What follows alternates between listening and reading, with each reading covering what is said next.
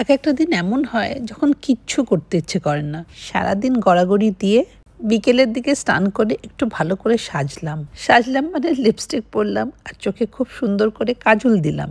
দেখবে একটু সাজগোজ করলেই মনটা একেবারে ফ্রেশ হয়ে যায়। কবে থেকে ভাবছি এক্সারসাইজটা স্টার্ট করব, কেন যে করতে পারছি না জানি না। আমি বুঝতে পারছি আমি ওয়েট পুট অন করছি, কিন্তু কিছুতেই নিজেকে মোটিভেট করতে পারছি না। আজকে বিকেলে একটু হাত পা নাড়লাম, তবে সেটাকে আর ওয়ার্কআউট বলা যাবে না। আর এখন ঢুকেছি রান্নাঘরে একটা টমেটো চাটনি বানাবো বলে। যাই হোক বন্ধুরা, তোমরা কেমন আছো বলো? আশা করছি তোমরা সকলে খুব খুব খুব ভালো আছো। এই টমেটো চাটনিটা কিন্তু খুবই ভার্সেটাইল।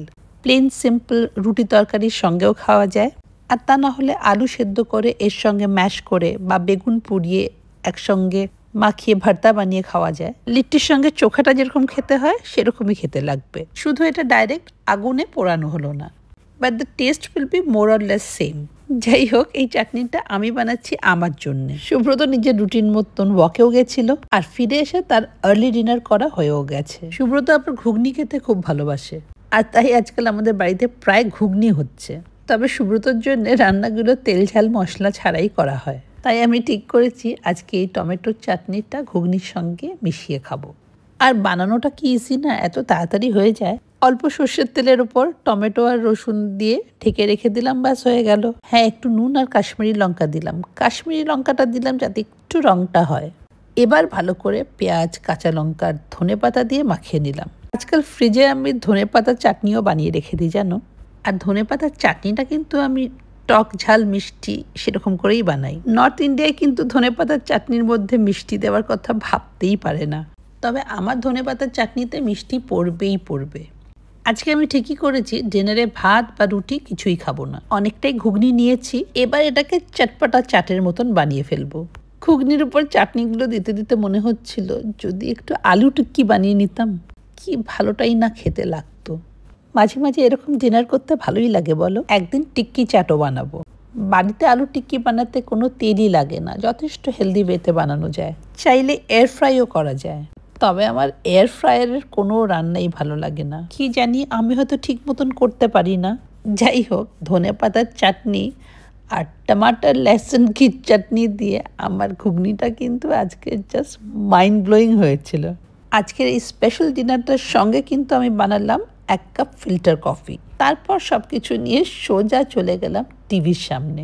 আজকে নেটফ্লিক্সে যে সিনেমাটা দেখবো সেটার জন্য আমি অনেক দিন অপেক্ষা করেছি। I was waiting for this film, Kangana রানাউতের ইমার্জেন্সি। আর তার জন্য এইসব আয়োজন। হলে ঢোকার আগে যেরকম পপকর্ন কফি নিয়ে ঢুকি, অনেকটা সেরকম। এবার চলে যাচ্ছি সরাসরি নেক্সট ডে ইভিনিং। অনেকদিন পর মিঠুকে আজকে বললাম আমাকে একটা শুকনো করে পরোটা বানিয়ে দাও চায়ের সঙ্গে। সেদিন বন্ধুদের জন্য লুচি বানানো হয়েছিল, অনেকটাই ময়দা বেঁচে গেছিল। ময়দার পরোটা লুচি আমি খাই না, কিন্তু খেতে কি ভালো লাগে বলো। রেডি হয়েছি, কারণ যাব একটু পরেই মায়ের বাড়ি। জানি মা আজকে আমাকে এক্সপেক্ট করবে। এত বছরে এই ডেটটা কিন্তু আমি কখনো ভুলি না, যদিও কোনো রকম ডেট আমি মনে রাখতে পারি না। সবাইকে ইনস্ট্রাকশন দেওয়াই থাকে, কোনো ইম্পর্ট্যান্ট ইভেন্ট হলে যেন আমাকে মনে করিয়ে দেওয়া হয়। তবে আজকের দিনটা মনে হয় আমার বাবাই আমাকে মনে করিয়ে দেয়।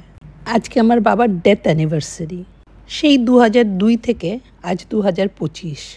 মা আর ভাই প্রতি বছরই এই দিনটা ঘাটে যায়। আমি কিছুই না, শুধু একটু মায়ের সঙ্গে গিয়ে দেখা করে আসি। আমার বাবার যে আমার ফ্যামিলিতে কত অবদান সেটা গোনানো যাবে না। একটা পুরো জেনারেশনকে বাবা দাঁড় করিয়েছিল, ইন্সপায়ার করেছিল। 1964 ব্যাচের the first civil servant in the family. Love you বাবা। আচ্ছা, এটা দেখো, এটা হচ্ছে সেই হাকি পিকি আদিবাসী হেয়ার অয়েল, যেটা আমি প্রচুর দেখছি আজকাল ফেসবুক, ইনস্টাগ্রাম, যখনই খোলো সব সেলিব্রিটিজরা কি প্রমোট করছে। আমি ভাবলাম চুলের যা অবস্থা, একটা ট্রাই নিয়ে দেখা তো যেতেই পারে। দেখে তো মনে হচ্ছে এটা অরিজিনাল, ওয়েবসাইট থেকেই অর্ডার করা হয়েছে। এরা সবকিছু ফোন নাম্বার সবকিছুই দিয়ে দিয়েছে ভালো করে। আসলে অনেক ফেক বেরিয়ে গেছে, তো দেখা যাক এটা যদি এফেক্টিভ হয় তাহলে তোমাদেরকে জানাবো। দিদি বলেছে আমাকে একটুখানি দিয়ে যাস, হ্যাঁ, যদি ভালো হয় তাহলে আমি অর্ডার করব। ও একদম সেফ প্লে করছে, ও ট্রাই করে নেবে তারপরে অর্ডার করবে। যাই হোক, একজনকে তো অর্ডার করতেই হতো। কি আর খারাপ হবে বলো তো। আর এই তেলের গন্ধটা না পুরো সেই কেরালায় যেই তেলগুলো লাগাতাম, সেই হার্বাল অয়েল দিয়ে মাসাজ করতো, একদম ওই রকম স্মেল। প্রচুর হার্বস রয়েছে। রাতে লাগিয়ে আমি মোটেই ঘুমোতে পারবো না, সেই সকালবেলায় উঠে লাগিয়ে নেবো, 3-4 ঘন্টা রেখে তারপরে শ্যাম্পু করবো। দিদির জন্য একটা ছোট শিশি খুঁজছিলাম, একটা ছোট বোতল পেলে একটুখানি নিয়ে যেতাম ওর জন্য, কিন্তু খুঁজে পাচ্ছি না। দেখা যাক, দাম আছে কিন্তু এটার। এটা কত 500 ml 1500 রুপিস। এরপরেও যদি চুল না গজায়।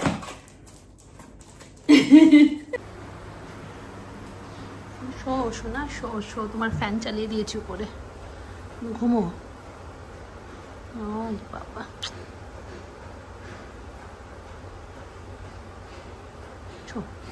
এই যে ফুলের দোকানটা দেখছো, এটা হচ্ছে আমার মায়ের বাড়ির গলির কর্নারে। আর এই গলিটা উল্টো দিকে যেখানে এন্ড হয় সেখানে আমার দিদির বাড়ি। তাই আমার মা, দিদি সবার ফুলের রিকোয়ারমেন্ট এখান থেকেই পুরো হয়। আমি প্রতি বছরই এখান থেকে কয়েকটা রজনীগন্ধা স্টিক নিয়ে যাই। ভাবলেও কেমন অবাক লাগে, বছরের পর বছর কেটে যাচ্ছে। এইসব গলিতেই আমাদের ছেলেবেলা কেটেছে, আমার মা বাবাদের ইউথ। তারপর যখন মায়েরা আমাদের বয়সী হলো, এখন আমাদের যা বয়স, তখন আমাদের মা বাবাকে নিয়ে দুশ্চিন্তা হতো। বাবা হার্ট পেশেন্ট ছিলেন, তাই বাবাকে নিয়ে দুশ্চিন্তা আমার একটু বেশিই থাকতো। আজকে আমরা সেই জায়গায়। শিওর আমার ছেলেরও সেই টেনশনটা থাকে।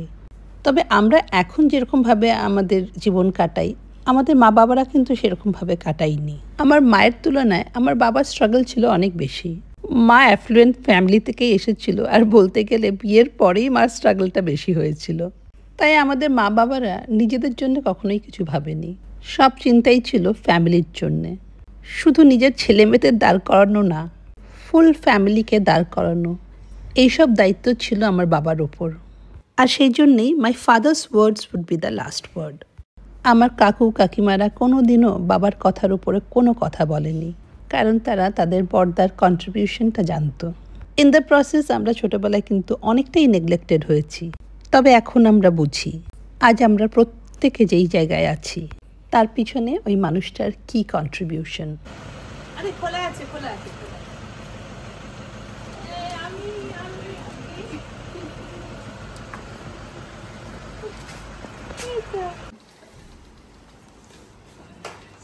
মা এত বছর হয়ে গেছে, কিন্তু কোনোদিন আমার এমনিতে ডেট মনে থাকে না, অর্ধেক ডেট তো কোন দিন সানডে মানডে ভুলে যাই, কিন্তু এই ডেটটা কি বাবাই মনে করিয়ে দেয় মনে হয়।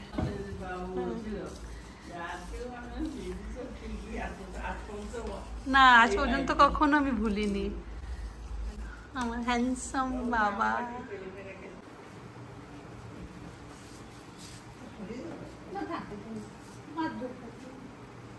জল ঘুরে এটা খুলে দিই,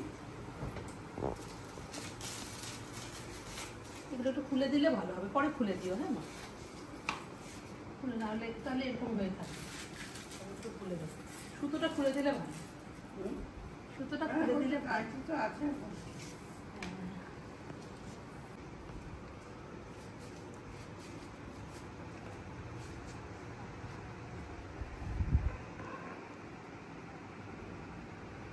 এই ছবিটা কি সুন্দর লাগে মা, এটা বাবু এটা রেখেছে না, ছোট্ট একটা স্ট্যান্ডে, কি সুন্দর। ওটাকে নিয়ে যেতাম, এটা নিয়ে তুই এটা নিয়ে তোর কাছে থাকতো না এটা ওইখানে।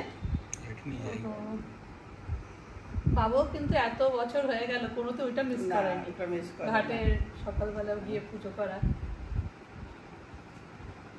বাবাকে আমি হ্যাপিলি মনে রাখি। হ্যাঁ, সেই কাজ করছে, সেই ওয়ার্কিং কন্ডিশনে, সেই একদম দাপটিয়া বাবা, ওটাই মনে রাখি।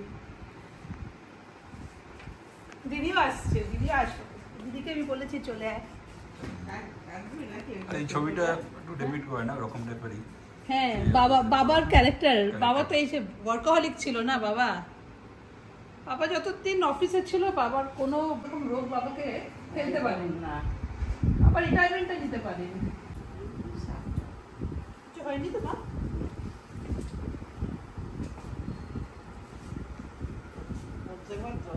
থাকে না, এখানেই ভালো লাগছে, এখানটাই ভালো লাগছে। হ্যাঁ হ্যাঁ,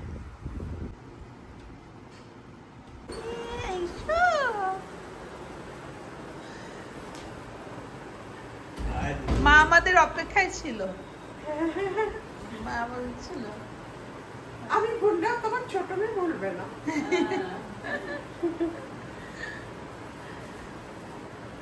এই আমিও না, তবে বেসন। আমি মতিচুর। আর ওইটা কি বাবাকে আর কি দিয়েছো? ওইটা অন্নপূর্ণা। বাবা লাড্ডু খেতে খুব ভালোবাসতো, তাই আমি মাকে জিজ্ঞেস করলাম আর একটা বক্সে কি আছে। মা বললো দ্রোণ কিছু একটা দাদুকে দিয়ে গেছে। আমার ভাইয়ের ছেলেটা এত ছোট হলেও ওর মধ্যে দাদু, দিদা, আমি, বাবা, মা, পিপি সবার জন্য এত ফিলিংস আছে। He is so well brought up. আমার সত্যি খুব গর্ব হয় ওকে নিয়ে। ওর পরীক্ষা হয়ে গেছে, তাই ও বেড়াতে গেছে ওর দিদা দাদুর বাড়িতে। ওর মা বাবা দুজনেই কিন্তু এখানে। ও একাই গেছে দিদার বাড়ি বেড়াতে। কে করে বলো তো? আজকালকার বাচ্চারা নিজেদের কমফর্ট জোন ছেড়ে বেরোতেই চায় না। আমি জানি তোরা মালা আনবি, তাই আমি একটু রজনীগন্ধা এনেছি। এটা থাকে না, রজনীগন্ধাটা থাকে, কালকে ফুটবে, বাদ বাকি গেল। আমি তো খাওয়াইনি মা, আমি শুধু প্রণাম করে চলে এসেছি। আমি একটু আমার ডাব্বাটা খুলি। বাবা কি মিষ্টি খেতে ভালোবাসতো, ডায়াবেটিস ছিল বলে বাবা মিষ্টি আইসক্রিমটা দে, তারপরে খেত, কিছু বাদ দিত না, পেলেই সামনে খেয়ে নিত। বাবাকে ছাড়া আমাদের 23 বছর হয়ে গেল, 2025, 2002 থেকে। আজকে রীতা নেই, তাই আমরা রান্নাঘরে ঢুকছি। এই মার কি বড় রান্নাঘর দেখো, আমার একটা বেডরুমের মতন। তুই রেনোভেট করবি পুরো রান্নাঘরটা? আজকে আমি আমার ভাইকে ঢুকিয়েছি, দুজনে মিলে চা বানাবো লিকার। তুমি যে এইটা নিয়েছো স্টিকটা, কি খুশি যে আমি হয়েছি। আমরা 3 জন ঢুকে পড়েছি রান্নাঘরে, তাও আবার লিকার চা।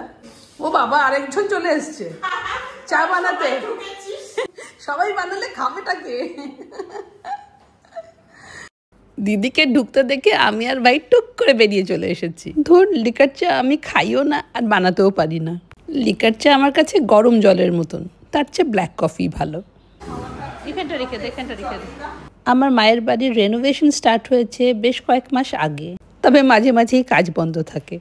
অনেক কারণেই বন্ধ থাকে। এবার বন্ধ ছিল দ্রোণের পরীক্ষার জন্যে, তাই সব ঘরেরই এসি মোটামুটি খোলা। তবে মায়ের পেসমেকার, হার্টের কন্ডিশনের জন্য মাকে কিন্তু 24 ঘন্টা এসির মধ্যে থাকতে হয় গরমকালটায়। এখানে আমাদের মধ্যে সেই কথাই চলছিল, তাড়াতাড়ি করে সার্ভিসিং করে মায়ের ঘরের এসিটাকে ফিক্স করতে হবে। তোমরা অনেকেই জিজ্ঞেস করো তোমার ভাইয়ের বউকে তো দেখি না। একটু পরেই ও এসে গেছিল, কিন্তু বাড়িতে যেহেতু কমফোর্টেবলি ড্রেসড ছিল, আর সেই জন্যেই ও ক্যামেরার পিছনে ছিল, সামনে না। চলো তাহলে আজকের ভিডিওটা আমি এখানেই শেষ করি। ভালো লাগলে লাইক করো, কমেন্ট করো, শেয়ার করো, চ্যানেলটাকে সাবস্ক্রাইব করো।